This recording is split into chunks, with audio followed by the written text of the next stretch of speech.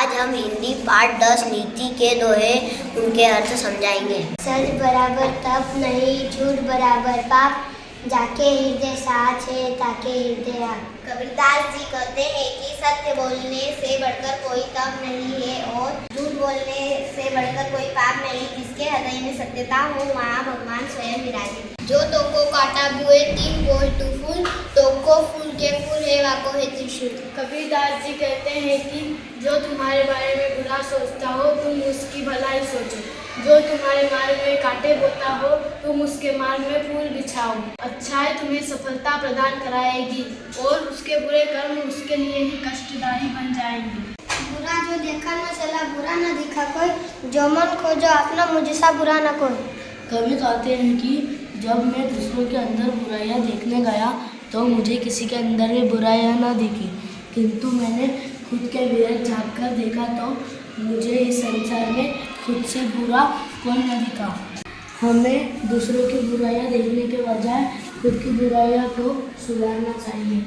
मेरा सिर तो काट के मरियन लोन लगाए, रहीमत करो मुमकिन को जहियत ये सजाए। कवि कहते हैं कि जिस प्रकार कड़वे मुक्ति वाले कीड़े को सिर से काटकर उसकी कड़वाहट दूर करने के लिए नमक मलते हैं, उसी तरह दुष्ट व्यक्ति के साथ भी उसे सबक सिखाने के लिए ऐसा ही दंड देना चाहिए। करत करत अभ्यास के जन्मति होत सुजान, दसियावत ज्ञात से सिर पर परत निशान। कवि कहते हैं बार बार अभ्यास करने से मूर्ख व्यक्ति भी विद्वान हो जाता है। इसी तरह किसी कुएं से पानी खींचने के लिए उसको बार बार घिसने से उस शिला पर गहरा निशान बन जाता है। अतः इसी तरह विद्या प्राप्त करने के लिए अभ्यास आवश्यक है। विद्या धन उद्यम बिना को जो पावे, बिना डुलाए जो पंखा की पौन। कवि कहते हैं कि बिना परिश्रम के विद्या धन की प्राप्ति नहीं होती। जिस प्रकार हाथ से पंखे को बिना हिलाए डुलाए हवा के आनंद की अनुभूति नहीं होती, इसलिए कवि कहना चाहते हैं कि अपने कार्य की सिद्धि के लिए सदैव कार्य में रत रहना चाहिए।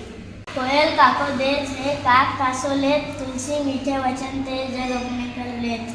तुलसीदास जी कहते हैं कि मीठा बोलने वाली कोयल भला किसको क्या देती है, वही कौवा किससे क्या लेता है।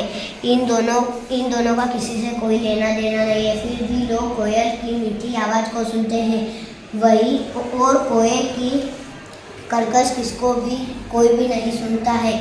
कवि कहते हैं कि इंसान को सदैव मीठे वचन बोलना चाहिए। उत्तम विद्या लीजिए जगती नीच पे होय, परियो पावन ठोर में कंचन तजत न कोय। कवि कहते हैं कि मनुष्य को सदैव उत्तम विद्या ग्रहण करना चाहिए, चाहे ऐसे गुण बुरे व्यक्ति के पास क्यों ना हो। जैसे कोई बुरी जगह पर सोना गिरा हो तो सभी उठा लेते हैं, उसी प्रकार अच्छे गुण जहाँ भी मिले उन्हें ग्रहण करना चाहिए।